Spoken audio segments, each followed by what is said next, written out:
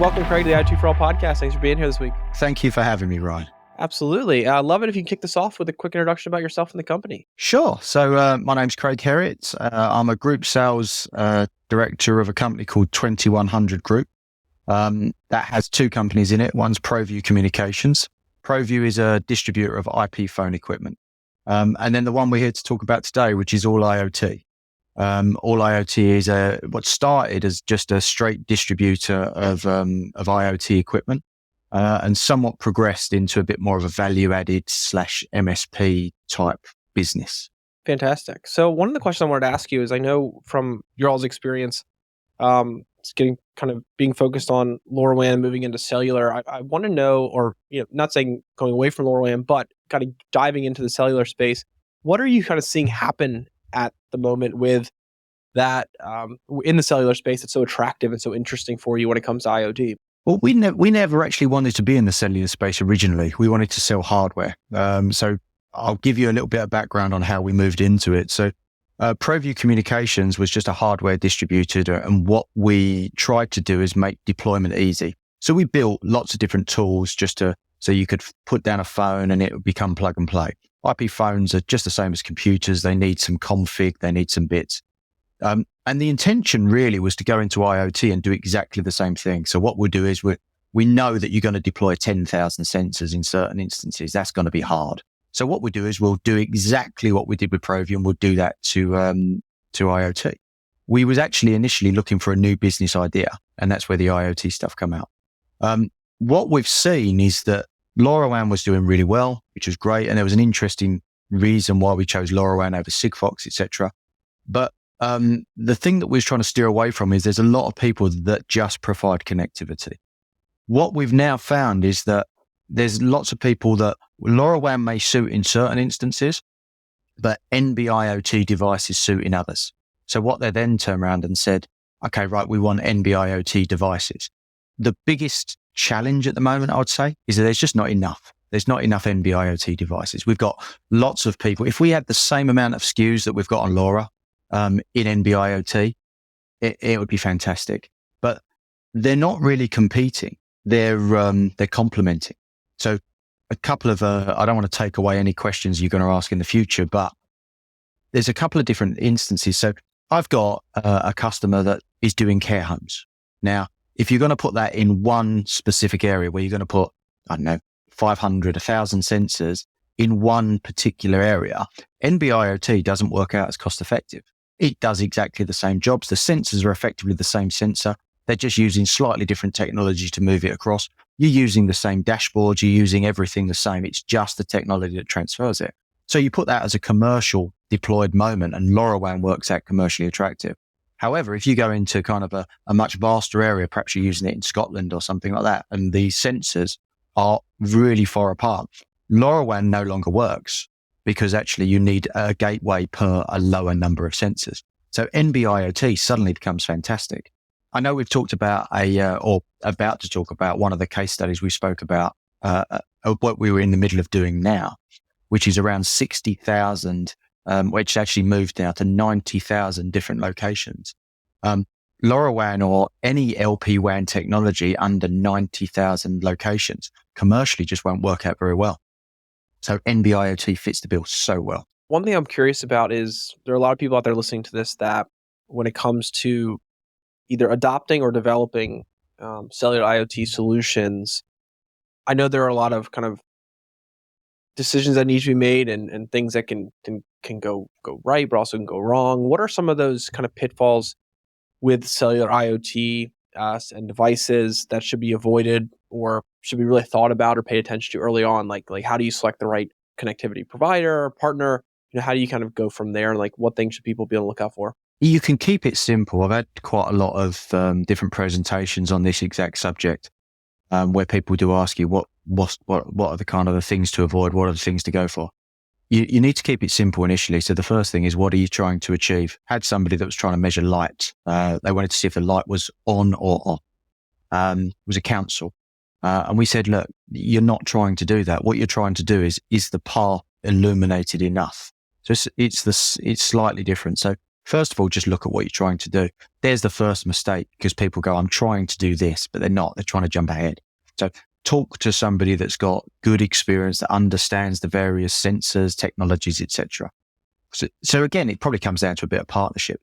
The next part again is when you talk about specifically NB-IoT or cellular, is the partner you need. We've had instances where people have bought devices and they've said, no, it's okay. We've got our own kind of coverage partner, connectivity partner. We've configured the devices, we've sent them out, and they don't work. And this is crazy, because these should work. They're configured correctly. We know these devices. We've tested them.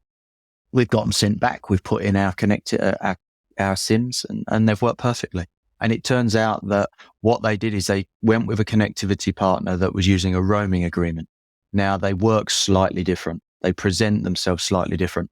I was actually at Vodafone maybe 2-3 weeks ago having the exact same conversation. And the chap at Vodafone said to me, yeah, they do present themselves differently. So roaming agreements are ones to be really careful of. There's a few reasons why. They present themselves slightly different. So therefore, the specific devices may not transmit on that SIM. The second part is it's a roaming agreement. It's not a contract. So at any point that could be switched off. So what I would say for anybody to avoid the pitfalls is make sure you're working with somebody that is a real good partner, that's willing to support you, but also has the experience of doing it. Try also to try and find a single person that will do most of the work, if not all of it.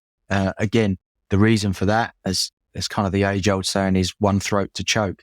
If something goes wrong, you're not talking to the hardware distributor and who says, everything's working my end, talking to the cellular provider who says, everything's working my end, yet there's no data coming out at the end of it.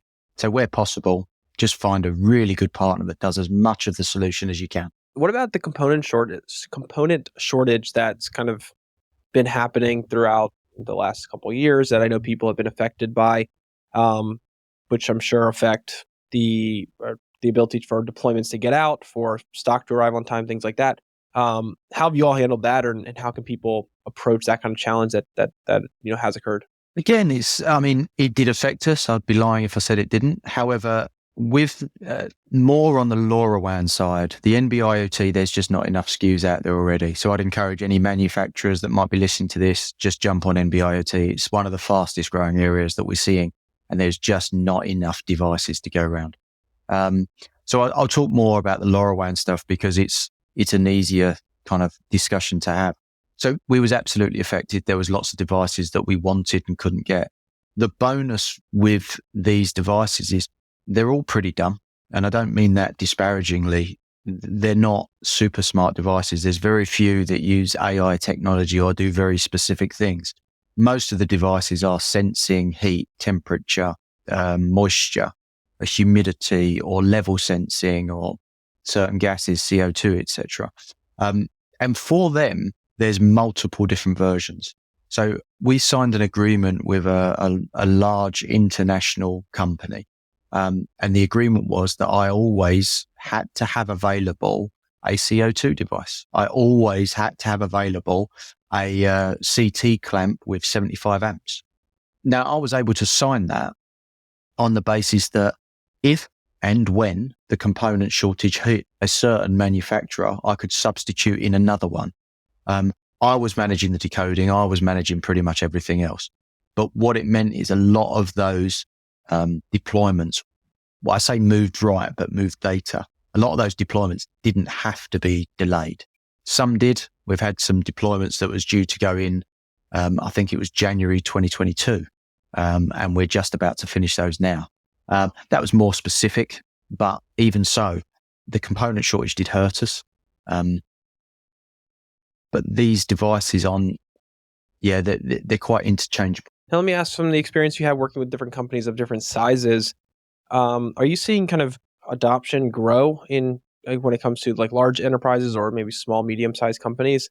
Because there are a lot of small companies that I know I've encountered that can truly benefit from IoT solutions, but the adoption has not always been as I guess it's had its challenges, which obviously with larger enterprises, there's challenges as well too. But from your perspective, how have you seen the adoption growth or adoption like rate of growth happen between the larger enterprises and those smaller companies? Guess I can start this by saying I was just wrong.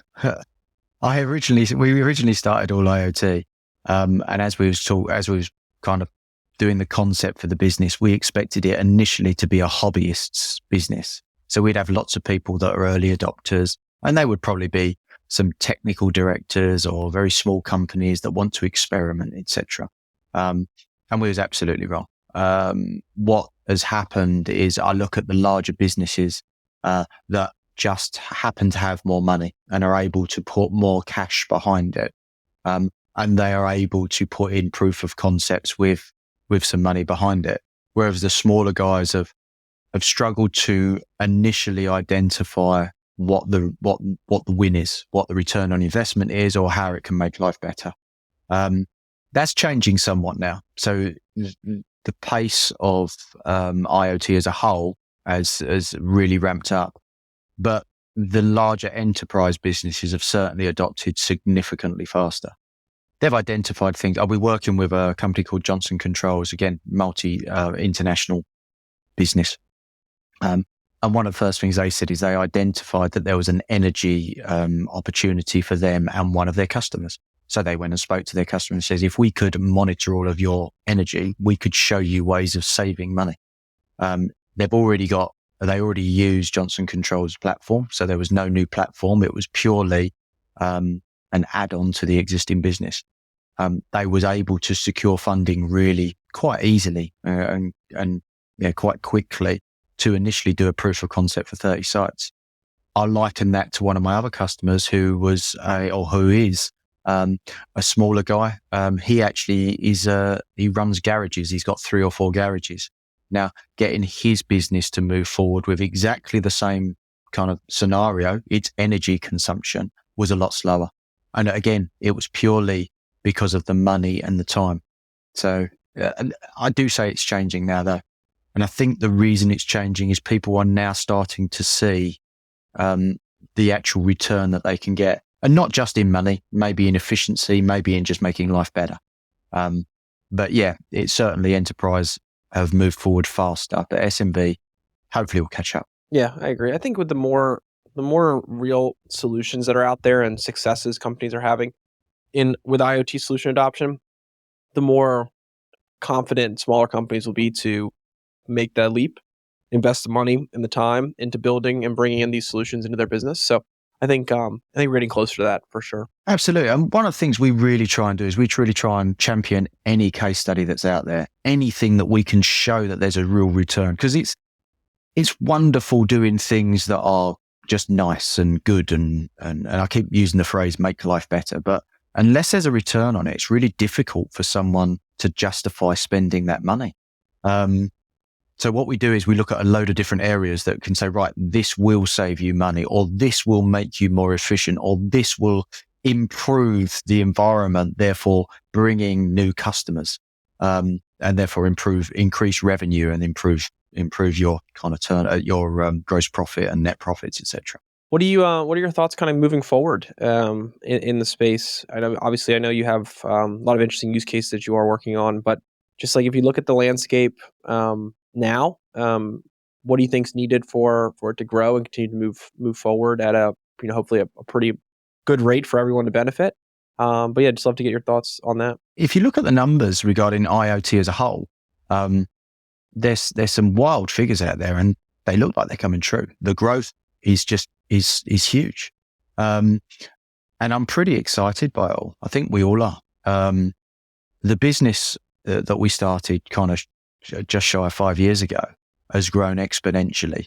We started kind of with, I remember sitting in a room and we was kind of like, look, we're doing ProView and ProView's working really well. What else should we do? And we was like, should we look at IoT? Okay, LoRaWAN or Sigfox. And it was very kind of VHS and Betamax, which a lot of people probably won't even know what the difference is, but it was the old video cassettes or Blu-ray and HD DVD. And we took a punt and it's worked. And I kind of look from there to where we are now. It's fantastic. It's the fastest growing thing that I've ever been part of. And it's not bleeding edge. It's it is kind of leading edge, but not in regards to technology, just in regards to growth. And I look at the future, more and more people, as I mentioned earlier, are now starting to see a way of it improving various different things, be it well-being for pollution on the streets. We're in an energy crisis, and actually I've reduced energy consumption within my own home by, I think it's around 25 to 30%. We looked at it we've got a mill. And the mill, I think our bill has gone from something like £2,500 to £8,000 a month. And we've looked about reducing that by about 33 to 35%, again, just by using IoT devices. So it costs out really quick. So now people are starting to see this. Now it's just about, well, what do I use? So that becomes the real part. Like, okay, how do I do this? So I would say the biggest restriction at the moment is not even people anymore. It started off to be people because it was about making that leap. Now it is just specifically to NB-IoT devices. We need more. We absolutely need more. If we could replicate the SKUs that we have on LoRaWAN in NB-IoT, it would be fantastic. But yeah, it's a real exciting time to certainly be in our position. And I think it's a real exciting time for anybody to be part of this. Yeah, absolutely. I totally agree. Last thing I wanted to ask you before we wrap up here. So we talked a lot about NB-IoT, and some of our audience might be a little unfamiliar with exactly what NB-IoT does, and kind of like what an example use case would be, just to understand where it fits in. Could you kind of enlighten them a little bit on that? Sure. So we're NB-IoT is just cellular. It's narrowband IoT, which means it's really small packets of data. And the bonus of all, I mean, if I talk about LoRa, LPWAN, NB-IoT, all of this is what's called LPWAN, low power wide area network. Uses really small amounts of data, transmits over quite some distance. But the point of it being small is it uses such low kind of battery. It doesn't use much power. So you put in a watch battery and it'll last for 5 years. So it's fantastic. You can just pop it there and everything's really good at retrofitting. When you're kind of looking at all of that, a great example, I'm currently working on a project for beer, which is never a bad one when you're working on a project for beer. These people want to make sure that the beer is always cold. That's the strategy is you will always walk into a shop and the beer will be cold. They've got non-integrated fridges, so standalone fridges. So they're effectively plugged in. There's an energy crisis going on. There's 90,000 sites to monitor to make sure that these fridges are turned on and are in working order and are filled and have beer in them cold. An NB-IoT in this instance is fabulous because rather than have somebody or a team of people drive around every single day or over the course of a month or etc. to make sure they're filled, make sure they're working correctly, and make sure they're cold, devices can do this. So what we're now doing with NB-IoT is we're going to put in temperature sensors in the fridge with tamper controls that just says, is it cold? Doesn't matter if the fridge is on. Doesn't matter, but is the beer cold? Is it filled? And what NB-IoT will do is the sensor will sit there. The sensor will take the measurement. The SIM card, which is really the NB-IoT piece, the narrowband IoT piece, will transmit that to a cellular tower. The cellular tower will transmit it to a product that we've built called Symbius because it decodes the data. So one of the problems that people do have is that you'll go and buy a sensor and then you'll put a SIM card in it and then it will kind of transmit back the equivalent of wingdings in Word, which is gibberish, and nobody will understand it because every sensor will transmit slightly different. So Symbius is a product that we've developed that will actually take all of those wingdings, all of those different products, languages, and put them into a common format. So now, whatever device you put into it, whatever device it senses, whatever device it's sent back via the SIM card, will then transmit into Symbius, and Symbius will decode that. So back to the original question, the SIM card just transmits on really low power back to a cellular tower, into Symbius, and then into your dashboard. Once you've got your dashboard or your application server, same thing, then you can do things with it. You can automate reactions to it. You can put on alerts. So in the instance of 90,000 fridges full of beer, If one goes down, what it will do is it will alert to say, right, the engineer or the team member needs to visit this site because there's a problem with the fridge. An alert doesn't mean that it's not cold. Alert might just be outside of the tolerance of being cold.